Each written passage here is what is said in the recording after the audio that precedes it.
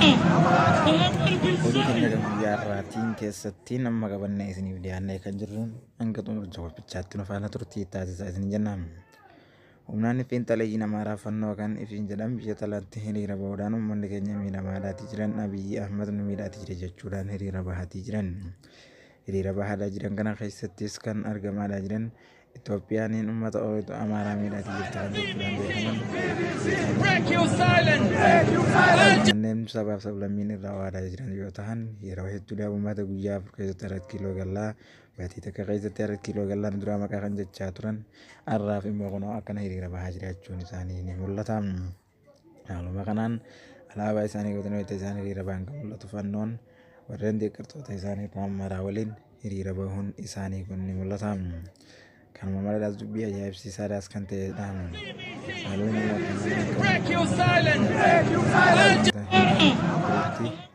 Ajaa'ibsiisaa fitiidha. Uummanni guyyaa tokkoof osoo hin turin guutakkaafillee mootummaa kana fonqolchinaa mootummaan Oromoo biyya hin bulchu kan jechaa turan Oromoon abbaa biyyaa ta'uu hin qabu Oromoodhaan aangoon hin malle kan jechaa turan har'aa tanaaf immoo hiriira bahanii boo'aatii jiran. Gaafa immoo humnoonni raayyaa ittisa biyyaa Itoophiyaadhaa humnaan irraa aanuudhaan makalaakaa hunda to'annoo seeraa jalatti oolchuudhaaf yaadanitti haala kanaan hiriira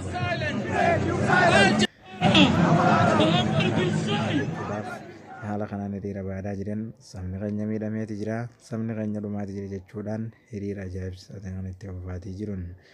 Uummanni kunneen uummata aangoodhaaf jecha rakkachaa jiran malee uummata saba isaaniitiif rakkachaa jiran akka hin ta'in kan namoota beekuudha. Namoota kanneen isaanii hooggantoonni kan mootummaan kana qabiyyattis keessa ture hedduun isaanii kan beekaman Iskandar Naggaa kan gadhiifamanidha. Oduu keenya kan lamataatiin waraanni adda bilisummaa uummata Oromoo ABO'n humnoota nageenyaa leenjisaa ture haaraa eebbisuudhaan gadi dhiisee lakkisuun isaa dhagahame. Humnoottan haaraa ammaan tana leenjisee jiru kanaanis barnoota adda addaa kennuudhaafiin akkasuma fayyaatii fi barnoota garaagaraatiin kan baatii meeqaa oliif barsiisaa ture amma immoo gara nagayaatiin barsiisee kan ture gadi lakkisuun isaa mul'ate. Humnoottan kunneen gara hojii isaaniitii fi akkasuma hojii isaanii akkaaniif nagayaan hojjetan akkaaniif hojii isaaniitti bobba'an jechuudhaanis beeksiseeti ture. Humnoonni waraanni adda bilisummaa Oromoo hirbuu isaanii kan ammaan dura qaban akkaaniif itti fufanis kan beeksisan. Humnoonni nageenyaa durumaan jiraachaa turanis nuti Oromoon ABO'n guutuun keenyaas waraanni adda bilisummaa uummata Oromoo ABO'n kan dhaabbanneef Oromoodha kan dhaabbanneefis Oromiyaadha jechuudhaan beeksisaniiti turan. Waraanni kunneen kan mootummaan shanee jedhuun yeroo hedduudhaaf biyyattii isaaniitiif akka hangan lolaadhaatis turan Oromiyaan bilisoomtuu kan jechaa turan mirga Oromiyaadhaa akka walaboomuu fi sabni Oromoo akka nagaa argatuuf kan gaafachaa turan yeroo hedduudhaaf waraana adda addaa leenjisuun isaanii mul'ata. Waraana komaandoo addaa kan leenjisanii jiran kun hanga ammaan tanaatiif harka isaanii keessattis kan argamu yoo ta'u waraana kanaa waliin yaada isaaniitii fi hundaas biyyattii keenya akkaaniif tasgabbeessinu jechuudhaan yaaddoo ajaa'ibsiisoo ta'een hojjetaniiti as ga'aniiti jiran.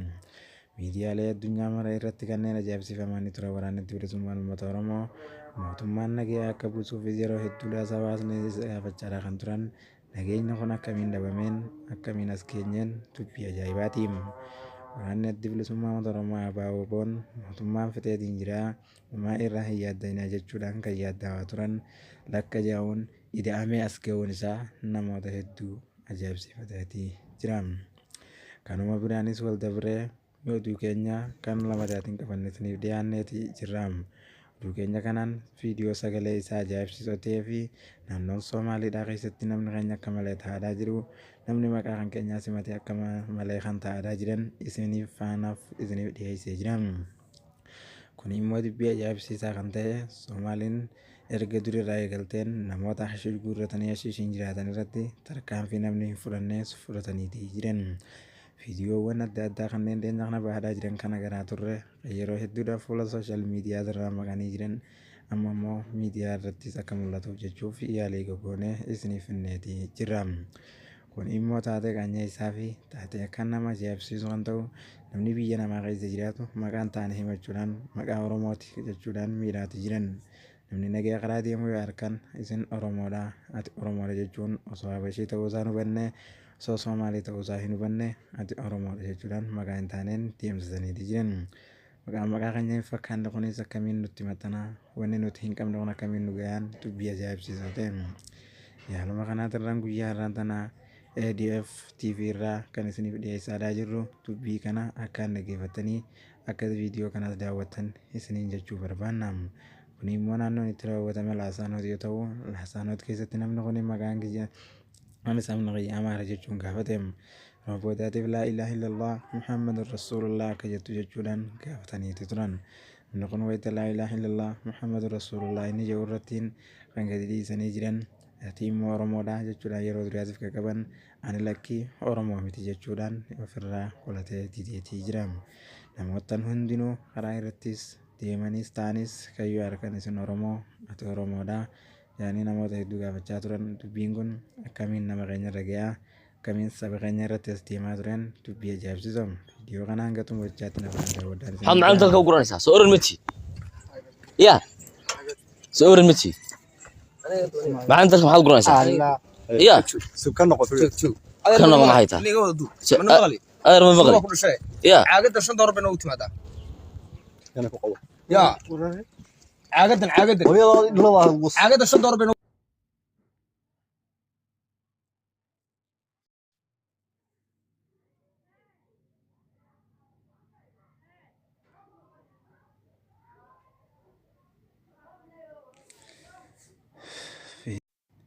Viidiyoon isin ammaan tana daawwattan kun viidiyoo maqaa Oromoo jedhuun kan irratti adeemsifamaa ture ta'us Soomaaliin haala kanaan uummata keenya akka malees kan godhaadhaa jiran bakkoota adda addaattis ni mul'ata. Gaafa ammaan duraatiinis maqaa Oromoo jedhuun bakkoota adda addaattis kan miidhamaa turan ta'us gaafiin isaan gaafatan gaafii ajaa'ibsiisaa kan namatti ta'udha. Akkana jechuudhaan kan gaafachaadhaa jiran waraqaa SS'dhaan dhufte fidii waraqaa Laasaanootiin dhufte fidii jechuudhaan uummanni kun gaafii akkanaa gaafachaatii jiran.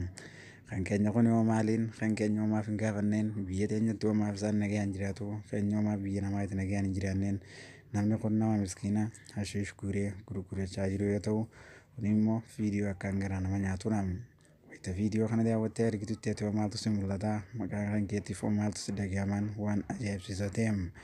Inni kun immoo garuu sabaan Amaara ta'e garagalee Oromoodha wayita isaan jedhan kun viidiyoon kun hangam takka nama akka ajaa'ibsiisuu fi shoora hamaa keessa akkam nama galchuus yaani nama ajaa'ibsiiseeti ture. Hanga xumuricha qophichaatti kan nu daawwattaniif galatoomaa isiniin jenna.